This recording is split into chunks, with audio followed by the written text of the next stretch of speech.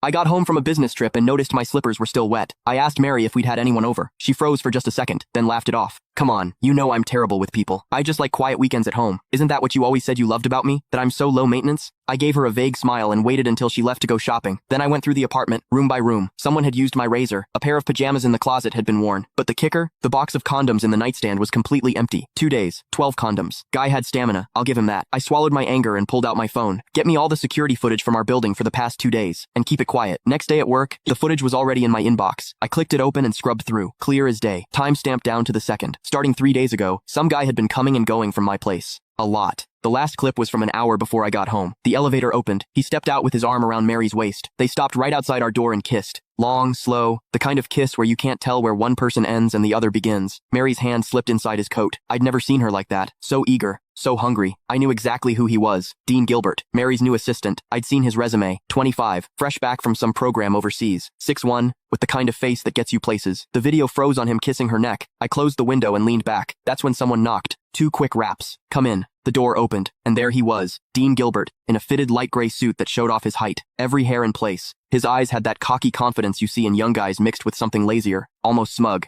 He was holding a folder. Chairman Dickerson. His voice was all business. President Henson asked me to bring over the year-end bonus list for your signature. He walked to my desk and set the folder down. No small talk. Didn't leave. Just stood there, waiting. Perfect posture. But his eyes drifted past me to the bookshelf like this was just some boring errand. I looked up at him. He didn't flinch. He even smiled, a smile that was hard to read. Normally, when Mary sent stuff like this or had her secretary bring it, I'd glance at the total and sign. She handled HR and finance. I'd always given her free rein. But today, I picked up the folder, opened it. I went through page by page. Bonuses ranged from tens of thousands to a few 100,000, nothing unusual for this year. Then I hit the last page. My hand stopped. Next to Dean Gilbert's name was a long string of numbers. Year-end. Bonus. $1 million.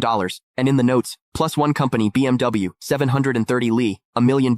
A BMW 7 Series, for an assistant who'd been here less than 6 months. I stared at that number for 2 seconds. Then I looked up. Dean was watching me. That little smile had gotten bigger, and there was something in his eyes, now impatience. Chairman Dickerson, is there a problem? His tone was still polite, but there was an edge, a push. Miss Henson is waiting to head out. He made sure to emphasize those last words. I picked up my Mont Blanc pen and uncapped it. The tip hovered over the signature line. Didn't touch down. Mr. Gilbert, you've been with the company about 5 months now, right? My voice gave nothing away. 1 week shy of 5 months. Quick answer. Smooth. I said nothing. I signed. Thank you, Chairman Dickerson. He took the folder back, flipped to check my signature, then closed it. And right as he turned to leave, I caught it. His lips moved. Fast and silent. No sound. But I could read it clear as day. 3 syllables. Old bastard. He didn't even bother closing the door behind him. I stayed in my chair. Didn't move. The pen cap clicked back into place. Sunlight streamed through the window, falling across my desk.